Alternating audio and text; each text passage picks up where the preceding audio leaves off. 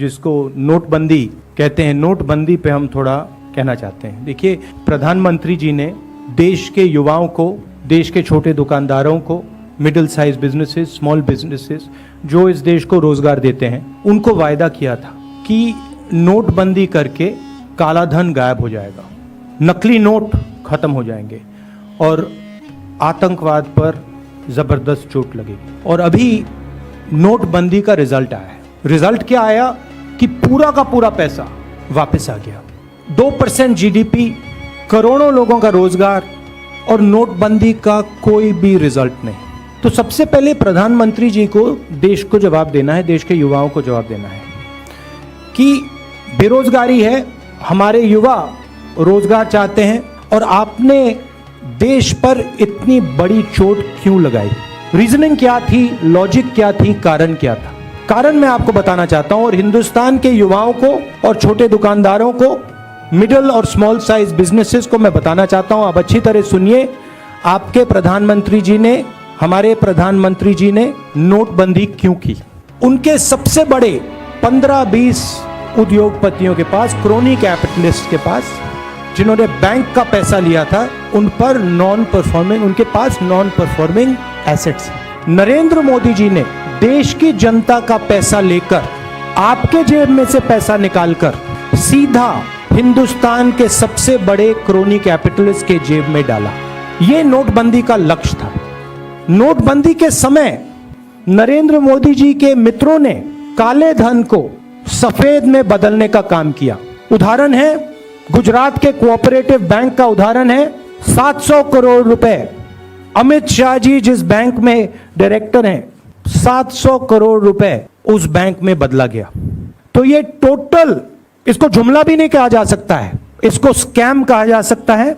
और नरेंद्र मोदी जी ने बिल्कुल सही बात कही थी कि जो 70 साल में हिंदुस्तान में नहीं हुआ, जो कोई नहीं कर पाया, हिंदुस्तान के प्रधानमंत्री ने वो निर्णय लिया और देश की इकोनॉमी की धज्जियां उड़ा दी।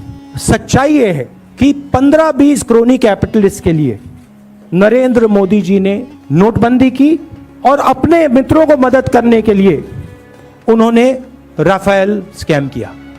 The intention was very clear and let every Indian person understand this. The intention was to help the richest people, the most corrupt people in this land change their money from black to white. नोटबंदी कोई गलती नहीं थी। नोटबंदी आपके ऊपर आक्रमण था। नोटबंदी आपके पैर पर कुल्हाड़ी मारी गई थी। गलतफहमी में मत आइए, यह गलती नहीं थी। यह जानबूझ के आपको नष्ट करने के लिए, आपको खत्म करने के लिए और सबसे बड़े अमेज़न जैसे बिजनेस के लिए रास्ता खोलने का तरीका है। प्रधानमंत्री जी का लक्ष्य था कि हिंदुस्तान के सबसे बड़े क्रोनी कैपिटलिस्ट, जिन्होंने प्रधानमंत्री जी को मार्केटिंग के पैसे दिलवाए, जिनके कारण टेलीविजन पे हर रोज नरेंद्र मोदी जी का चेहरा दिखाई देता है, कि उनको पैसा मिले। और पैसा कैसे मिले?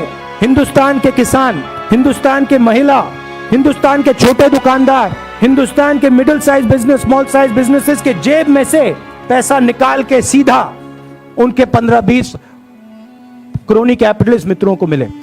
सिस्टम है। क्रोनी कैपिटलिस्ट नरेंद्र मोदी जी की मार्केटिंग करते हैं।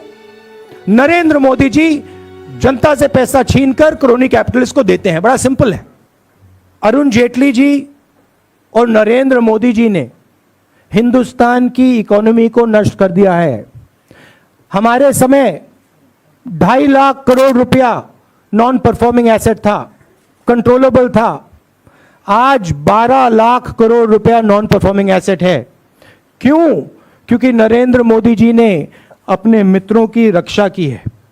1 पॉइंट प्रोग्राम है। पहले 20 पॉइंट प्रोग्राम हुआ करता था, अब 1 पॉइंट प्रोग्राम है।